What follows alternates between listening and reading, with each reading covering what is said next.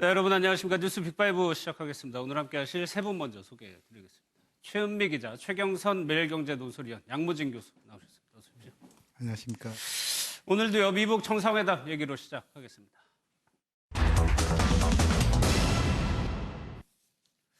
폼페이오 장관과 김영철 통전부장이 회담을 가졌습니다. 핵심은 김영철 부장이 워싱턴으로 간다는 거겠어요? 네, 그렇습니다. 그러니까 현지 시간으로 어제 오전에 아침 네. 9시부터 11시 한 반 정도까지 140분, 150분간 단판 회담을 둘이서 했고요. 그 회담이 끝나고 나서 바로 폼페이오 장관이 직접 기자들 앞에서 기자회견을 했습니다. 예. 기자회견 내용은 워싱턴을 방문할 거다. 예. 김영철 노동당 부위원장이 이제 바로 워싱턴으로 가서 트럼프 대통령을 예방할 거다라는 걸 발표를 했고요. 그 자리에서 김영철 부위원장이 트럼프 대통령을 만나서 김정은 위원장이 직접 쓴 예. 친서를 전달하게 될 거다라는 걸 밝혔습니다. 그러니까 두 사람의 만남은 아마 그 현지 시간으로 내일, 그러니까 현지 시간으로 지금 시간이 그 1일 새벽 2시경이거든요, 지금. 예. 우리나라는 지금 뭐 오후 3시지만 거기는 지금 새벽 2시거든요. 그러니까 아마 현지 시간으로 오후가 될 게 지금 굉장히 유력하기 때문에. 그렇죠. 우리 시간으로 내일 새벽이 되는 거죠. 네, 그렇습니다. 예. 우리 시간으로 한 내일 새벽 2시경에 김영철 부위원장과 트럼프 대통령이 만나는 모습을 이제 볼 수 있지 않을까 싶습니다. 예. 최경선 의원님, 김영철 부위원장이 제재 대상인데 제재 대상이 백악관에 가가지고 미국 대통령을 만난다. 미국 정상회담 전에 가장 큰 이벤트가 될 수도 있겠다는 생각이 듭니다. 그렇죠. 일단 미국으로 봐서는 북한이 핵 개발할 때 그것을 제재한다고 하면서 대표적인 인물로 꼽아서 자체적인 제재 대상으로 꼽았는데 이번에 예. 특별히 입국을 허용을 하고 심지어 백악관까지 들어오게 한다는 것은 그만큼 6월 12일 날 싱가포르에서 열릴 것으로 예정돼 있는 뭐 아직 거기에 대해서도 미국에서는 확정은 안 됐죠. 확정은 예. 안 됐다면서 하고 있지만 예. 어찌됐건 그 회담에 대한 기대가 얼마나 큰지를 보여주는 것 같고 특히 이제 트럼프 대통령이 김영철 부위원장이 그 워싱턴으로 올라오는 과정에서 직접 페이스북에 또 올렸지 않습니까? 예. 김정은 위원장의 친서에 무슨 내용이 담겼는지 기대된다. 이 말은 여하튼 결국은 비핵화라는 것과 체제 보장이라는 총론에 있어서는 지금 두 나라가 합의를 했는데 예. 뭐 합의를 했기 때문에 회담이 열리는 것이고 그렇겠죠. 근데 총론만 합의돼서는 될 문제가 아니라 그 밑에 깔려 있는 무수한 절차들 어떤 시기에 어떤 방식으로 그리고 또 이 실제로 폐기했는지 안 폐기했는지 검사를 하는 이 검증 과정은 어떻게 보면 북한으로서는 굉장히 그 수모에 가까울 수도 있습니다. 예. 일일이 막 뒤지는 식이 되다 보니까 그런 것들도 어떻게 서로 간에 납불 끼치 않고 할 수 있는지 이런 것들이 많이 남아 있기 때문에 예. 지금 친서를 들고 간다는데 그 내용 중에는 조금 더 진전된 뭐가 있지 않을까 이렇게 기대를 해보고 있는데 예. 그러니까 트럼프 대통령이 직접 얘기했어요. 김영철 부장이 가져오는 친서가 중요하다. 어떤 의미가 있는 겁니까, 이게? 진서의 내용 예. 한번 상상력을 동원해 보겠습니다. 첫 번째로는 예.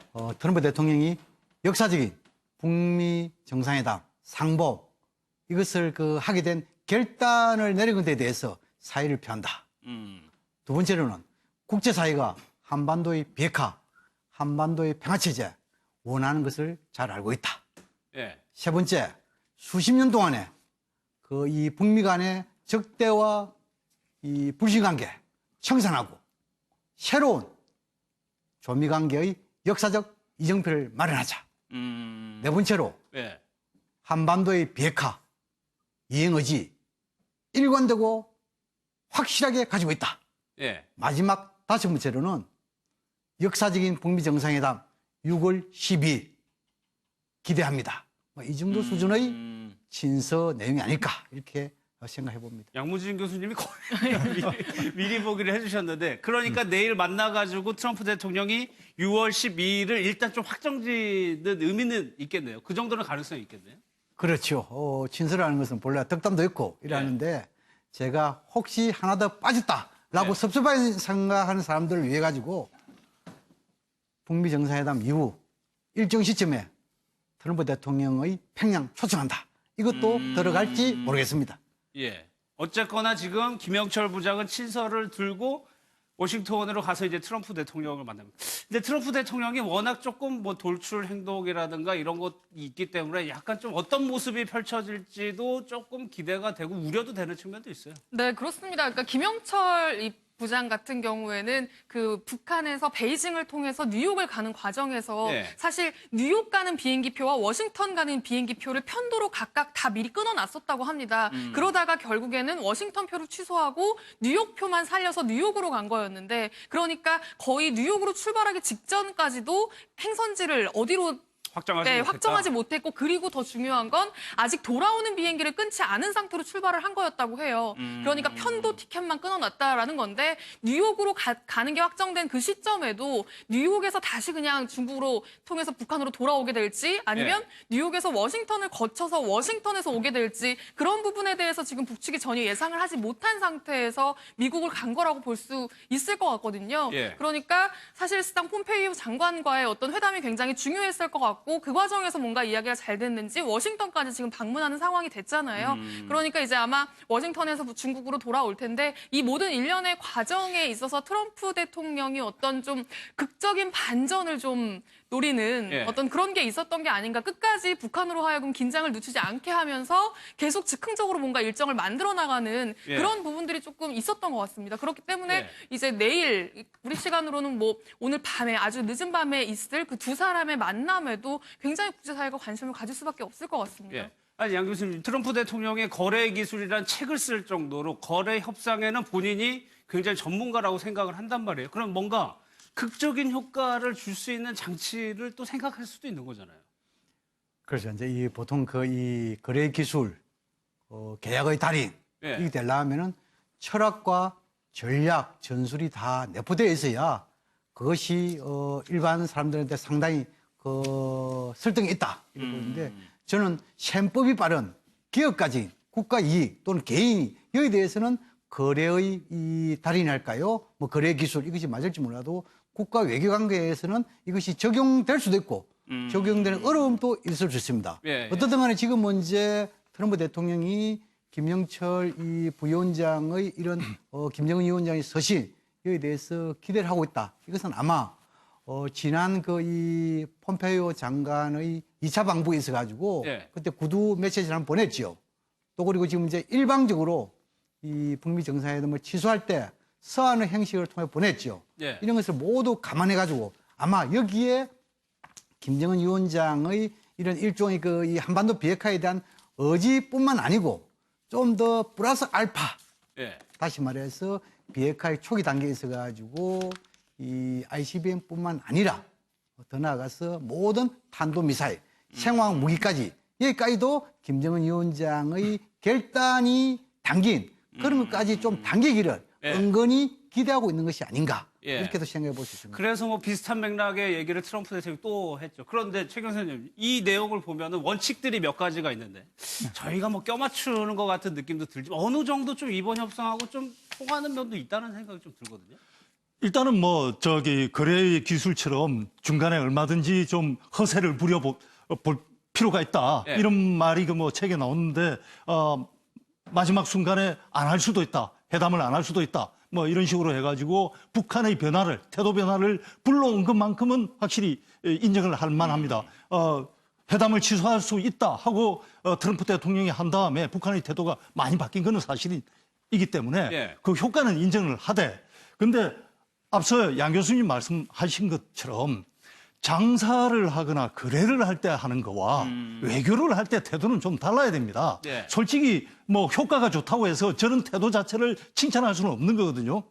미국이 세계 초강대국이기 때문에 미국 대통령이 저렇게 하니까 뭐 그 효과를 인정한다고 그러겠지만 미국 대통령이 아니라 전 세계 어느 대통령이 저렇게 회담을 잡았다가 일방적으로 취소했다가 다시 회담을 다시 하자 그러면 그게 통하겠습니까? 그러니까 외교는 또 외교의 예의와 그 상호 존중의 뜻에 맞게 해야 된다고 봅니다. 하나만 더 여쭤볼게요. 폼페이오 장관이 이렇게 얘기했어요. 김정은의 결단이 필요하다.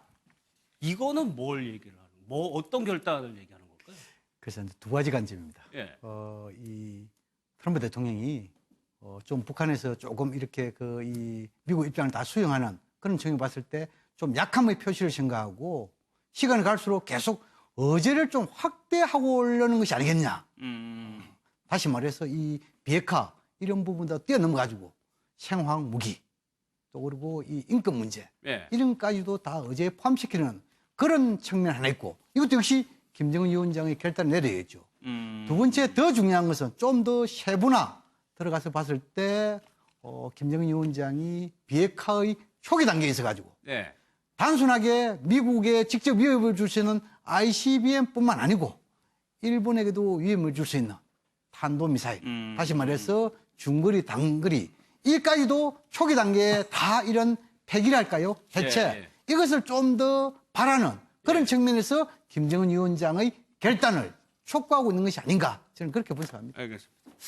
어제 그 폼페이오 장관 사진이 한 장이 굉장히 인상적이었는데 뉴욕의 창문을 바라보면서 무언가를 설명하는 듯한 사진이었어요. 네, 그렇습니다. 그러니까 만찬이 끝나고 나서요. 폼페이오 장관과 김영철 통전부장의 만찬이 끝나고 나서 미국 국무부에서 만찬 내용에 대해서 쭉 기자들한테 설명을 했습니다. 그런데 그 과정에서 만찬장 테이블에 앉아가지고 식사하는 사진보다 오히려 이 사진을 국무부에서는 더 주목해달라라고 이야기를 했어요. 이게 어떤 사진이냐면 이 밥 먹은 이 빌딩이 그 관저라고 저희가 어제 소개를 해드렸었잖아요. 관저인데 그 뉴욕 38번가에 있는 콘도미니엄인데 55층짜리 건물이라고 합니다. 실제로 식사한 곳이 몇 층인지는 모르겠지만 사진상으로 볼 때 굉장히 높은 층으로 보여요. 55층 건물에 굉장히 고층에서 식사를 하면서 식사하는 도중에 폼페이오 장관이 직접 창문을 보면서 바깥을 가리키면서 뭔가 뉴욕의 스카이라인을 소개해주는 것 같은 그러니까 지금 김영철 부장이 굉장히 유심히 보고 있거든요. 그러면서 이제 폼페이오 장관이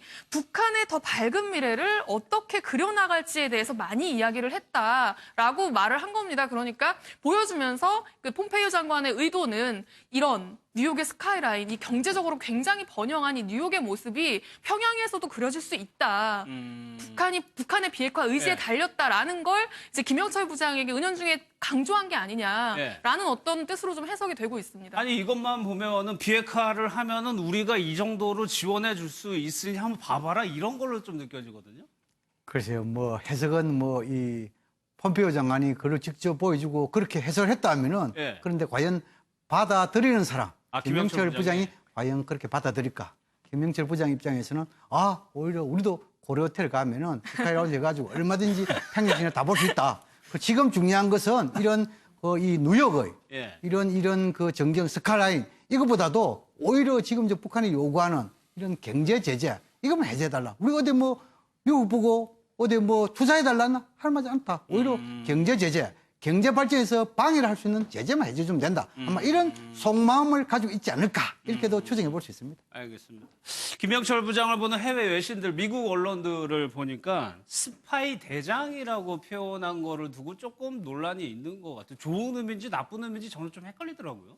일단 김영철 부위원장이 계속 정보 통으로 일을 해왔고 심지어 그 천안함 폭침에도 관련돼 있다 정도로 정보 문제를 다뤄왔기 때문에 거기에 맞춰서 지금 뭐 스파이라는 표현을 쓴 것 같은데 스파이라는 표현은 나쁜 의미로도 또 좋은 의미로도 쓸 수 있는 단어이기 때문에 뭐 그 자체 단어 자체를 가지고는 뭐 큰 의미를 부여하기보다 저는 아까 그 창밖을 보고 있는 장면을 보면서 오히려 어떤 생각을 했냐면은 분위기 좋다고도 볼 수 있지만 오히려 두 나라 사이의 간격이 크구나. 동상이몽처럼. 예, 그렇습니다. 한 사람은 미래를 보고 있고 한 사람은 현재에서 안 움직이고 있고 오히려 저는 그런 척을 봤는데 김영철 부위원장이 미국으로 가면은 당연히 김정은 위원장의 친서를 갖고 있기 때문에 특사 자격이죠. 그렇죠. 그러면 워싱턴으로 가는 게 정상이죠, 사실은.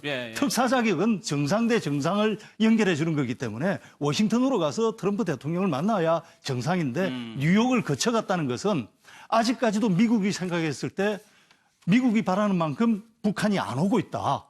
그러니 저쪽에서 테스트를 한번 해보고 우리 테스트에 그래도 가깝게 오고 있다면 만나겠다. 이런 쪽으로 해석하는 게 정상인 것 같고 그렇다고 본다면 우리 양 교수님께서 초반에 김정은 위원장이 친서에 무슨 말을 썼을까 아주 잘 정리를 해주셨는데 제가 생각해도 그 정도만 썼을 것 같아요. 그런데 미국이 바라는 거는 그거보다 더 나간 걸 바라지 않을까. 그래서 친서를 기다리는 트럼프 대통령이 마지막까지 12일 날 회담이 안 열릴 수도 있다고 꼭 한마디 덧붙이는 이유가 예. 너무 지금 평범한 그런 친서가 오면 이 핵 폐기 과정이라든지 이런 데 대해서 정말 약속이 안 되는 거 아니냐 예. 하고도 또 생각할 수도 있을 것 같습니다. 예. 아까 그 표현 중에 폼페이오와 김영철 부장이 트럼프 대통령과 김정은 위원장이 어떤 사람이냐? 최고의 개라고 표현을 했거든요. 최고의 개. 이게 국무부 관계자가 설명을 하면서 이렇게 표현을 한 게 핵심 측근이라는 얘기입니까? 이 두 사람이? 글쎄요. 그냥 핵심 측근이라고 표현하면 되지. 왜 최고의 탑독 도대체 저는 이해가 안 갑니다. 이것이 뭐, 도대체 우리 이 수준으로 이것이 외교적으로 얼마나 상대방에 대한 덕담인지 악담인지 그건 잘 모르겠지만 일단 언론의 관점이 볼 때는 뭐 일단 뭐 독재자의 밑에서 독재자의 수발하는 사람은 최고의 개 이렇게 표현할 수 있겠죠. 예. 그러나 지금은 이제 북미 정상회담을 앞두고 이런 상황에서 저거는 너무 악담이다. 그런 생각이 듭니다. 근데 이건 약간 좀 미국적 표현이 좀 들어간 거 네, 같아요. 그렇습니다. 보통 예. 영어권에서 저 개라는 표현을 정치인들한테 많이 쓴다고 합니다. 그러니까 국민을 위해서 굉장히 열심히 일하는 정치인들, 열심히 일하는 우리의 대표들 뭐 이런 표현으로 많이 쓴다고 하는데요. 그러니까 아마 김영철 위원장을 그 북한에서 굉장히 열심히 일하는 정치인 중에 한 명으로 묘사를 한 것 같아요. 예, 알겠습니다. 이와 동시에 오늘 남북 고위급 회담이 있었습니다. 리성건 북측 대표 얘기를 들어보면 조금 회담 분위기를 감지할 수 있을 것 같습니다. 한번 좀 들어보겠습니다.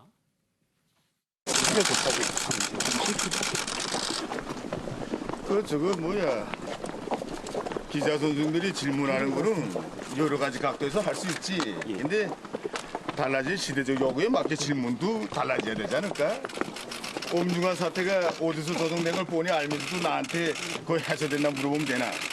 오늘 저 명백한 거는 기자 선생들이 앞으로 질문도 많이 할 수 있다고 생각합니다. 뭔가 불신을 저장시키고 또 그런 데서 뭔가 오도할 수 있는 데를 질문하면 앞으로 되진 않겠다고. 어디입니까 서석이? 근데 왜 그렇게 질문하고 앞으로 이런 질문은 무례한 질문으로 우리가 치부할 수 있습니다. 오늘 회담을 어떻게 좀 전망하시는지 좀 말씀 좀 또 이거 판문점 선언 이행을 위해서 회담을 하려봤는데 어떻게 될 거라는 뻔하지 않나? 그거 아주 잘 될 거이 분명하지.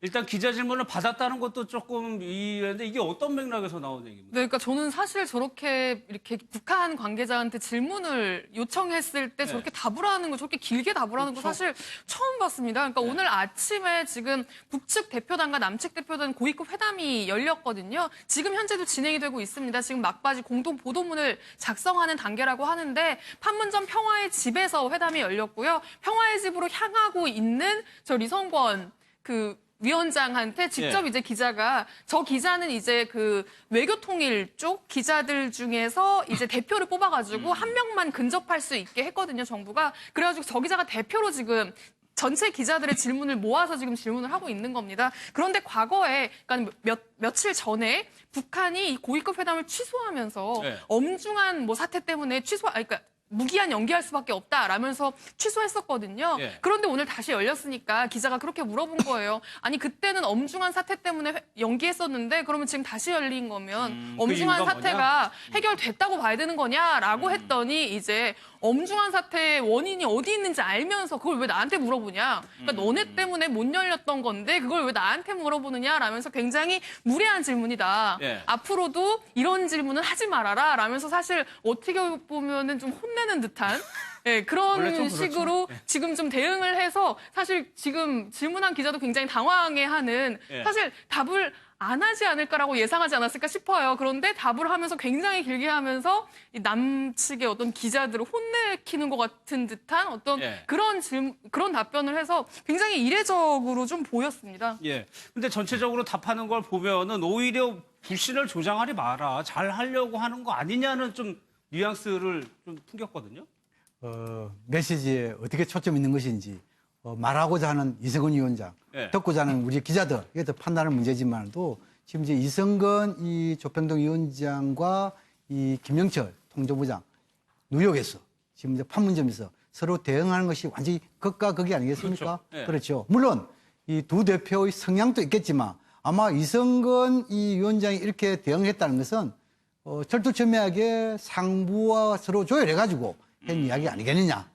예를 들어가지고 우리 측 기자들이 이렇게 질문하면 그에 대해서 적극적으로 대응하세요. 막 이런 서로 조율의 그런 상에서 아마 이런 대응이 나왔다. 저는 그걸 보거든요. 예. 그렇지만도 이성근 이 조평동 위원장 그리고 적어도 장관급으로서 이런 남북관계 좀 더 잘 풀려면은 우리 쪽 기자들의 이 여러 가지 이야기라든지 행태라든지 좀 더 파악할 필요 있지 않습니까? 예. 다양한 목소리, 특히 우리 사회 그런 측면을 봤을 때 적절한가, 적절하지 않았는가? 예. 라는 측면을 봤을 때는 조금 부적절했다 이런 생각이 듭니다.